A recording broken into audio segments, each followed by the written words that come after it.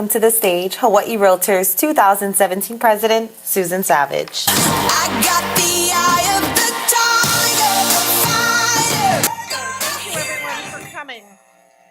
This is our third annual roadshow where we hit the road and visit all the islands, and we have made Oahu our last stop. We saved the best for last. So welcome. We visited Maui, the Big Island, and Kauai prior to today's event. And this is our first year that the Hawaii Association of Realtors has been able to offer this roadshow as a member benefit. And we are very happy to have you today. So thank you for coming.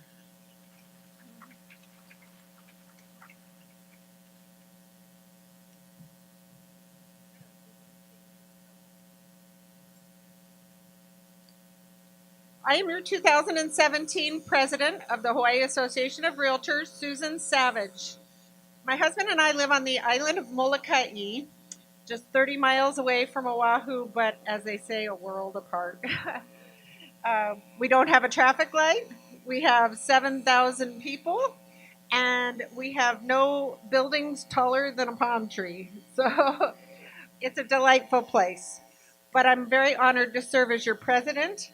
And prior to serving as the HAR president, I was the Molokai Board of Realtors president, and I also have been licensed in the state of California for 13 years with Keller Williams there in San Diego. And I stay there just to keep my network open and to be able to serve people like you in the best manner.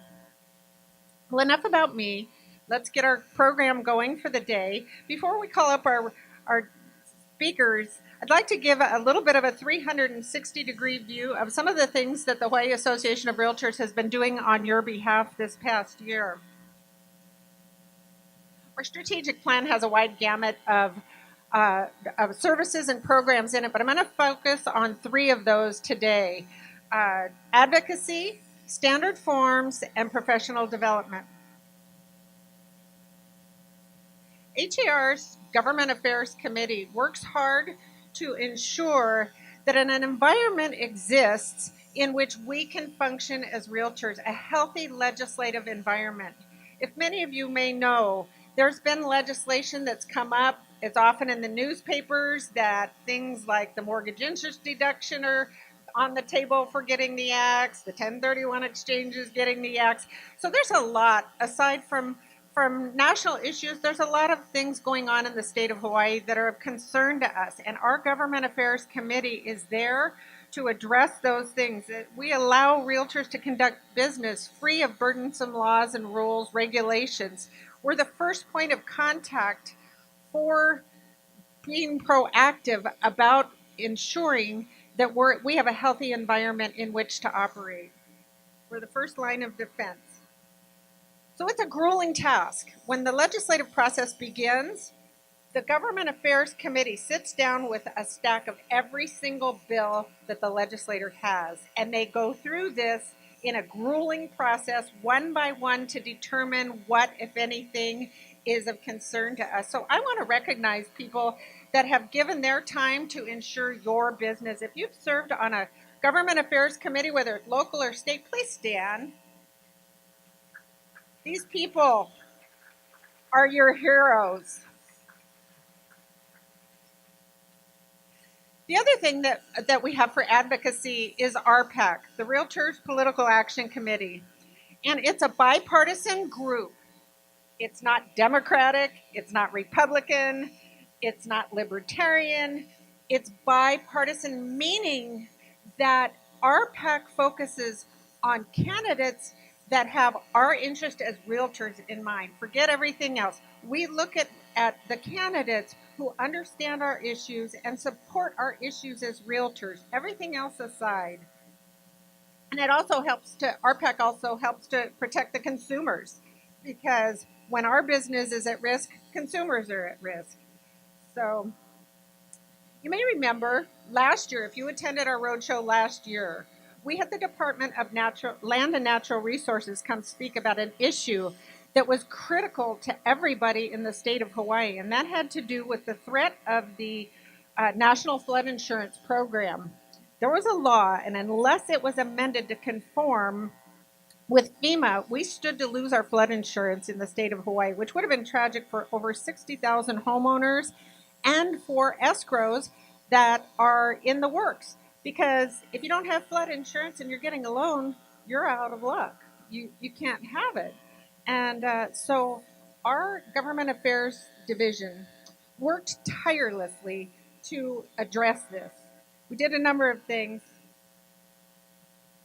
Because our job is much more than just doing open houses. We have an obligation to ourselves and to the community to address things head on. Things like this, like the threat of flood insurance.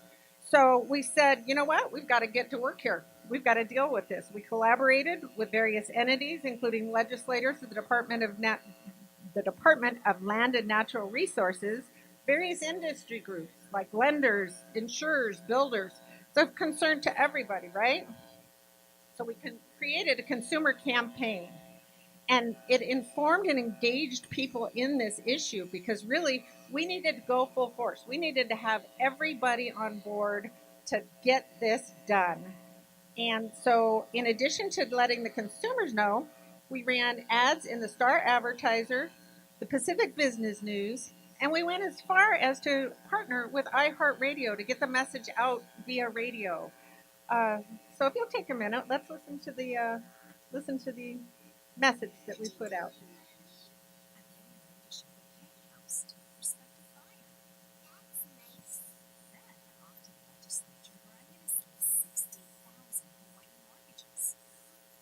Bear with us, those darn technical things.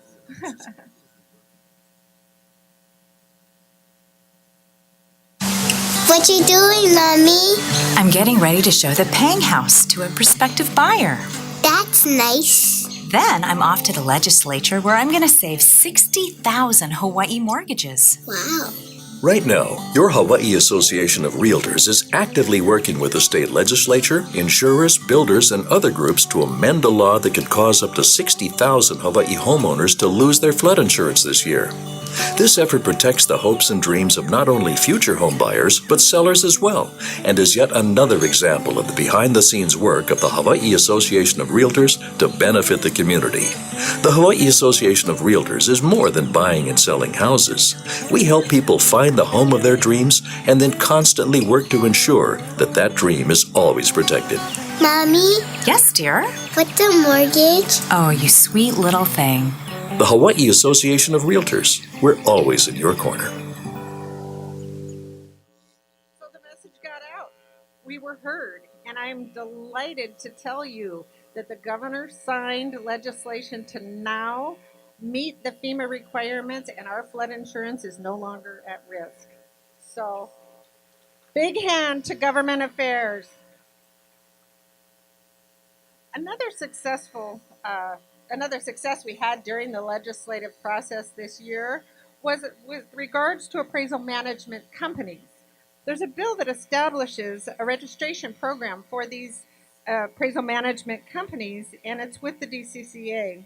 The individual states in the United States, all of them, have until August 18th of 2018 to conform with some federal standards, of which we did not. So we have a bill on the governor's desk that will address this and require appraisal management companies to be registered. So we have some control over who is managing appraisals. And that opens up an opportunity for everybody to have full access to a wide range of lending products. So that was a really good success for us, and we're looking forward to that being signed and moving forward. Lastly, invasive species. I think we all know invasive species here are a challenge in the state of Hawaii. They continue to threaten our islands in many different ways, and each island has some unique issues that we're faced with. We helped empower the counties to have the ability to address problematic invasive species. It used to always be with the state.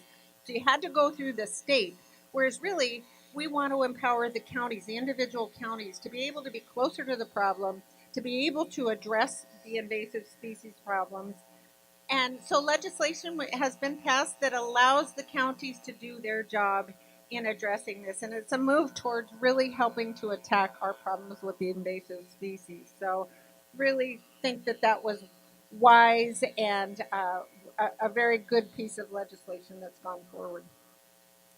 Let me ask you, how can you get involved in advocacy? Because it matters to everybody. You know, some of us feel like, wow, I don't have time. I'm so busy in my business. But advocacy is your business. It's what keeps your business going. And so there are a couple ways you can invest in RPAC. Think about it. We insure our homes, we insure our cars, we insure things of value to us, and our business should be no different. So when you invest in RPAC, you're investing in ensuring that the pipeline that keeps your business viable continues to come to you.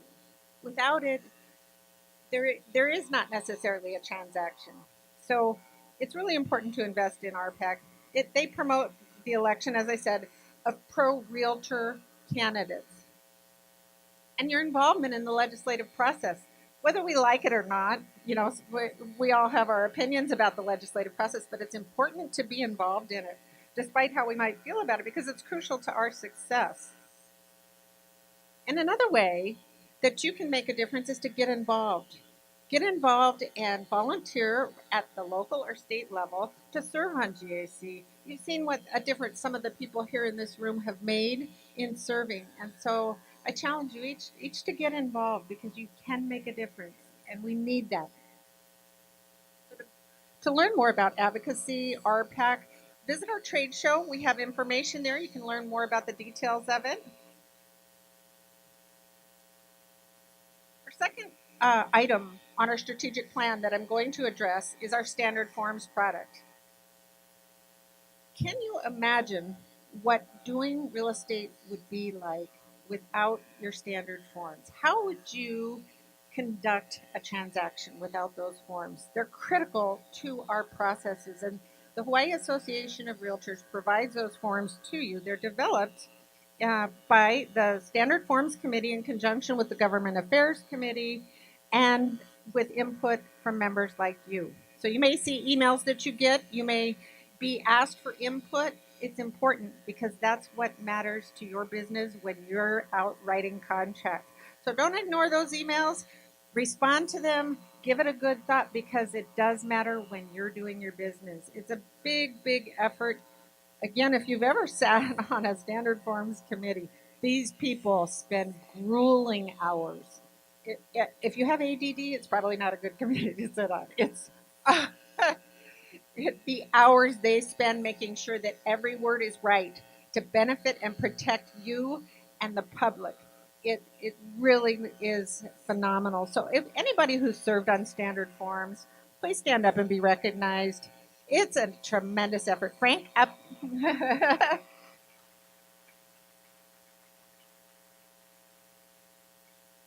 Later this year, you'll see two forms coming up for changes because of changes to the law that'll affect a couple of our forms. The distressed property addendum and the rental agreement. Those will be coming out in November, so look for those.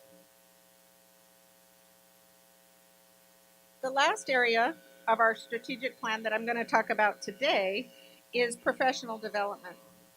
You know, in our business, the consumer has the ability to pick any one of a number of real estate professionals, right? There's over 9,000 of us now. So how does the consumer decide to pick you out of the other 9,000? It's a lot of it has to do with staying ahead of your average agent. Pursue excellence. Be the best you can be, because people notice that, the consumers notice that. And that's really what professional development is all about. We have our institutes, CRB, CRS, SIPS, GRI. These will help you to expand your skill set, whether you're a new agent, a seasoned agent.